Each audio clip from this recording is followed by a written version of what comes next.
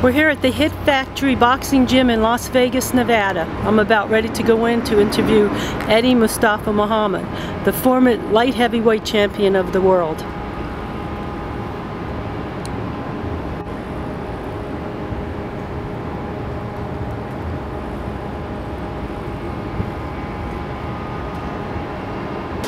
I'm here at the Hit Factory Gym in Las Vegas, Nevada, and we got Eddie Mustafa Muhammad, the former light heavyweight champion of the world, and he's going to give us a little take on the upcoming fight of the Mayweather-Ortiz fight. So what's your thoughts on the Mayweather-Ortiz fight?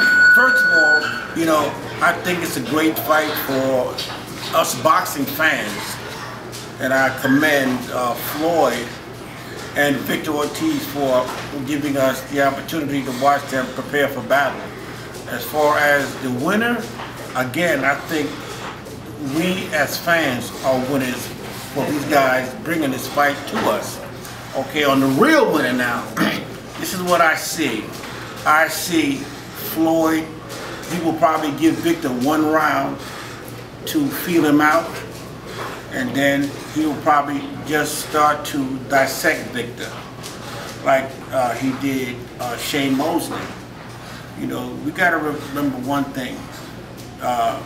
41 guys have tried and 41 guys have failed. There's not a blueprint to beat Floyd Mayweather. And I think that Victor's inexperience will be to his detriment. Not saying that Victor isn't a great fighter. He's still a young man, and he still has a lot to learn. Even in the event that he loses the title, somewhere down the road, he'll be able to get it back. He's that type of guy, and I love his tenacity, because in which the background that he came up from, him and his brother, that tenacity shows that he's always able to come back. And after the Floyd fight, I think he'll be able to come back. If there's any advice you can give to our young fighters coming up, what would it be? Well, first things first. Get all the school education you can get. That's the main thing. Without the education, we're nowhere. And then if you want to get into boxing, chin down, hands up, you behind off the canvas, and you become a world champion. What do you think about the Holyfield-Povetkin fight? Holyfield's 49 years old. When do you think a fighter should hang it up? At what age? Well, you know what? It's a strange situation, because I don't want to tell any fighter that it's time to retire. They have to see it for themselves, because we can talk to them until we're blue in the face. At the end of the day, they're going to do what they want to do anyway. So what do you think about that fight with the Holyfield-Povetkin? Never count Evander Holyfield out. Here's one guy that always keeps his body in great shape. He knows how to fight. His trainers don't have to tell him how to fight. They have to probably remind him what to do. But Holyfield knows how to do this here. And I think that he's going to get in great shape, and he may even pull an upset on Povetkin. It'll be 23 years in October since you've been out of the ring.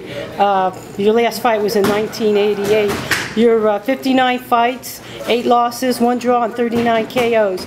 Which one of these fights is one that really sticks in your memory, and why? The one that really sticks in my memory was when I fought a gentleman by the name of Mario Rosa.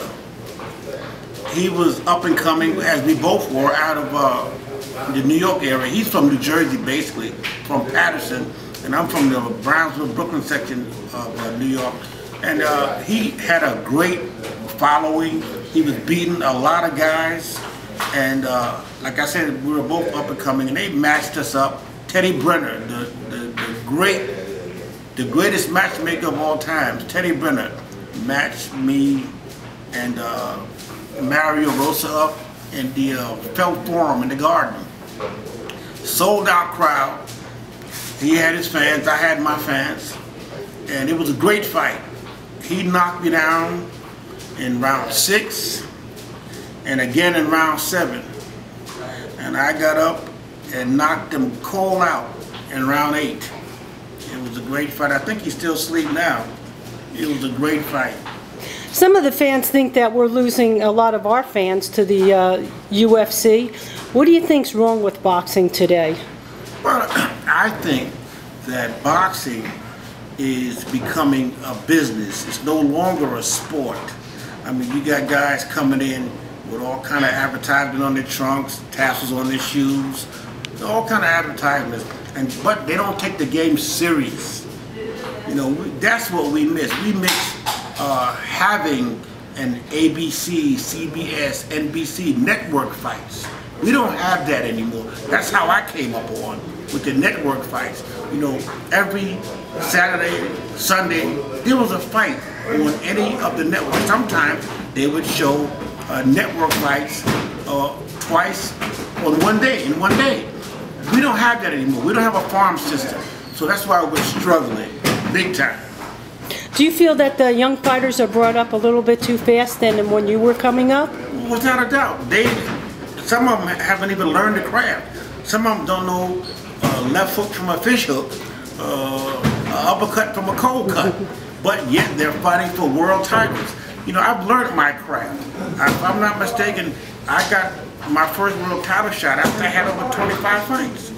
You know, it's not like that no more. They're pushing these guys. That's why I'm saying boxing is no longer a sport, it's a business. Eddie, you were in a movie, The Raging Bull, back in the 1950s. How did that start, and how did they know about you? Well, Robert De Niro, Martin Scorsese, and Peter Savage came to one of my fights where I fought Dave Conti in New York, and I knocked him out cold. So they were looking for a good right-hand puncher. So they approached me and asked me to, I want to play the part of Billy Fox in the movie that we're making called The Raging Bull. So, you know, I mean, it's a chance for me to be a movie star plus a world champion. So I jumped at the opportunity, worked hard at my second craft, which was being a movie star. So I've done that, and we won an Oscar for that movie. So I mean, and it's considered the greatest boxing movie of all time. So and then I had the great opportunity to meet Robert De Niro, Joey Pesci, Carrie Moriarty. I mean, a whole slew of characters that went on to become great movie actors and also TV actors also. A lot of guys that were in The Sopranos, you know, they were in The Raging Bull with us, and I got to hang out with those guys. So I had a great time and it was a great experience. You're training a few really good fighters right now. Could you tell us about them? Well, I've got Badu Jack from Sweden. You know, we brought him in from the snow, brought him into Las Vegas where we had to get a culture shock. So he had to get used to the heat. But, I mean, it's going great. He's 10-0 with 9 knockouts. Then, what I've done, I'm the type of fighter that likes to train guys where the fans say that he's through. And I took one guy under my wing. His name is Hassan Rockman, who's the former 2-time heavyweight champion. I brought him back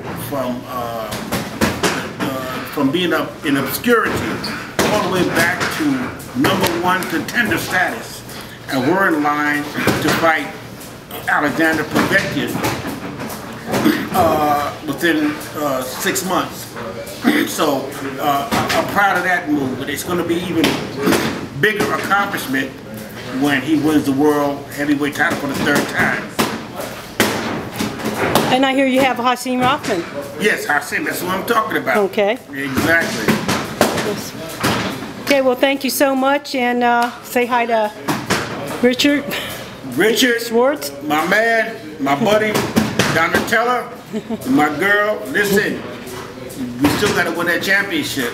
And my main man, Tony Bones. Hey, put out them fires, buddy. You know? Thanks a lot, Eddie. God bless you. My pleasure.